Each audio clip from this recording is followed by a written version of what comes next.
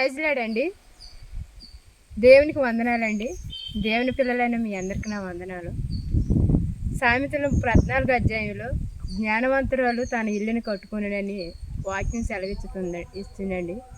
అదే కింద వచనంలో మూఢురాలు తన ఇల్లుని ఓడబీరుకునని కూడా ఉందండి. చూడండి, జ్ఞానవంతురాలు అంటే శారాన్ని జ్ఞాపకం చేసుకోండి, తన కుటుంబాన్ని నెలకొట్టుకుంది. మరొక స్త్రీ యెజబేలుని జ్ఞాపకం చేసుకోండి, తన కుటుంబాన్ని ఎలాగా తిరిగి వేసుకుందో. మనం అటువంటి వారు కాకోకుండా జ్ఞానవంతులుగా జీవించి మన కుటుంబాలు కట్టుకుందామండి. ఈనాడు జ్ఞానం లేక తల్లిదండ్రుల ప్రవర్తన నచ్చక ఏమో కానీ పిల్లల జీవితాలు పతనం అయిపోతున్నాయండి. పిల్లలు ఎంతగానో పాడైపోతున్నారండి. అటువంటి దాంట్లో మనం వండుకోకుండా మన పిల్లల్ని మనం పద్ధతిగా పెంచాలంటే ముందు మన ప్రవర్తన మార్చుకుందాం. యేసయ్యని మనం సాటి చెప్దాం, జ్ఞానం కలిగి ప్రవర్తిద్దాం. Praise lord.